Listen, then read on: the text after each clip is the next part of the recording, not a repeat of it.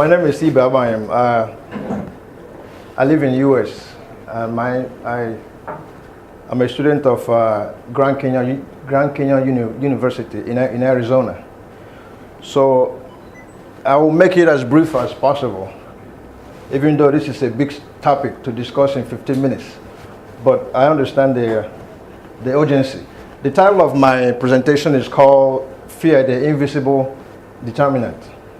So my presentation is to humanize fear, because we already know how negative fear is. So I'm not going to dwell too much on the definition of fear, because we already know. This is the approach. I will talk about the invisible determinant that fear is, and how fear is a memorized emotion.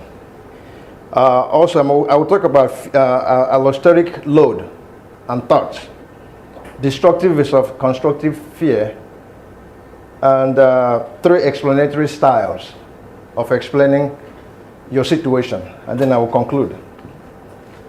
I will start with a quote from Supreme Justice Sonia Sotomayor when she was talking to a group of law students at Oklahoma University, and she advised them that hearing is not the same as agreeing.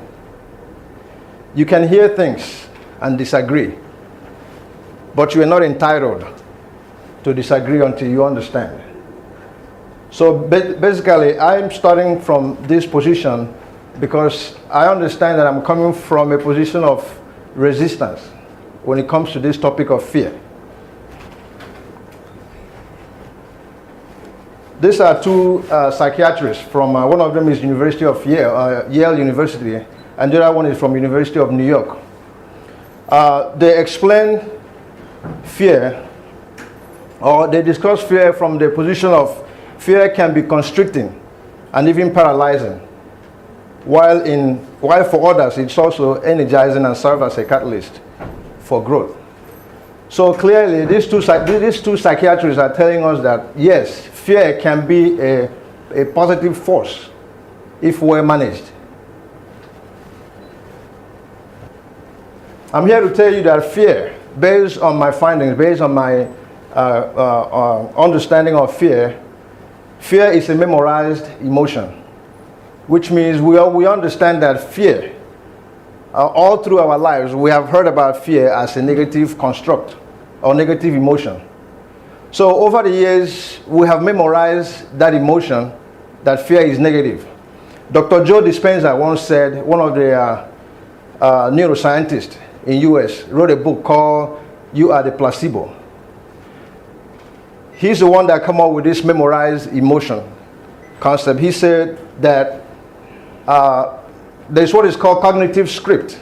Cognitive script is basically when you do something over and over again, your brain will write a script for you. So if that's the case, if we know fear as a negative emotion, it is possible that we are seeing it from that scope. And I will prove it to you. Allosteric load is basically, I can paraphrase it, I have the evidence to support it, that stress doesn't disappear in our bodies. I'm just paraphrasing what this. The stress doesn't disappear in our bodies. It collects and deposits, it stays in our body to the end of our lifespan. So what does that mean? If we are entertaining fear from a negative perspective, it is possible that we are destroying ourselves. And it does affect our age. It does affect our lifespan. According to National Science Foundation, the findings in 2005 said that an average brain, a healthy brain, processes about 12 to 60,000 thoughts on a daily basis. And out of those 60,000 thoughts, 80% of them are negative. And out of those 80% negative, 95% of them are our repetitive thoughts. So if that's the case, if we know fear already as a negative emotion, that means we are processing that 80% of the thought, and 95% of them is what we're looping around all day long in our brain. So I'm here to submit to you that fear can also be a healthy emotion. Another study from Harvard University combined with Virginia State University. The 2014 study came out and said that 67% of men, as opposed to 25% of women, resent staying with your thoughts alone. Which means basically men do not like to stay with your thoughts alone.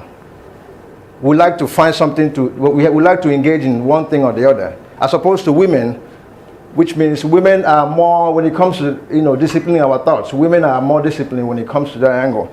And the study shows that the subjects were only asked to be silent with no electronics, nothing to you, just sit silent for 6 to 15 minutes. And if you can't stay that long, just press a little mild shocker that they gave them. That's how they kept track of it. And it was very unfortunate that, I guess I should say 6 or 7 out of 10 men could not do it. So they pushed that button several times. And the study shows that one of them pushed it almost, I think 90 times, which means he was going crazy. He wanted to get out of that area. Then let's talk about destructive versus constructive fear. I'm going to explain it. It's also in my book. Destructive fear basically explains that the individual focus on negative outcomes.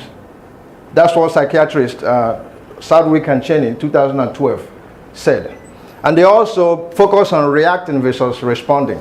And you all know that reacting requires minimum brain processing, as opposed to responding, which means some kind of brain activity for you to respond to something. And then another researcher says that it's a repetition of redundant messages. That's what destructive fear leads you to do. You loop around the same thing over and over in your head. And the next one is constructive fear, which simply reverse the case. So you focus on positive outcome, you respond as opposed to react. And they also apply what is called metacognition. Metacognition basically means thinking about your own thoughts. There are 3 types of explanatory style: personalization style, permanence style, and also pervasiveness style. These are 3 types of explanatory style that we use to explain our situations or circumstances in life. Number 1, personalization style simply suggests that people internalize their situations, which means you say to yourself, I am the only one going through this situation. Nobody else on this planet is experiencing what I'm experiencing right now. It also means that you blame all the problems, all your situations, all your circumstances on yourself, without considering other factors that could be possible. And the third one is you feel like it's a unique case for you, like a custom-made problem for you. The second one is permanent style, which means you think in your mind that the problem is here to stay. The problem is it's not going to go anywhere. I am stuck with this problem. And when you start looking your circumstances or your problem from that scope, it paralyzes you. And also you feel like it's irreparable. The last one is called pervasiveness style, which means it is universal. If somebody in the forgotten corner of somewhere in New Zealand is experiencing hunger, it is possible somebody in Mobile, Alabama is experiencing hunger, which means you can personalize it, you can permanent the situation, but you can also understand that it is universal. So what you are going through is possible that you can overcome it. And then it also means that problems, you understand that problems has no bound, which means it doesn't discriminate. And also it means it is a human experience, period. So this is the one that we highly recommend that we allow ourselves to be in that space. Because when you see problems from that scope, like Dr. Carl Hammerschlag, one of the leading psychiatrists in Arizona, once said that the way you see things might not be the way they are. It just, you see it through your own scope of life. And also, we tend to see our problems the way we are, and not the way the problems are. So we overly inflate our problems in that process. For the sake of time, My conclusion is that fear is an invisible determinant. That's what determines our next course of action in life, whether to respond or to react to a situation. And I hope we understand that fear is a memorized emotion. So we can also challenge our minds to unlearn what we have already learned. We can also understand that fear has two qualities, constructive and destructive type of fear. And I also talked about the three types of explanatory style, which is personalization style, permanent style, and also pervasiveness style. If you are interested in getting more information, here's the book, and here are the references. Thank you.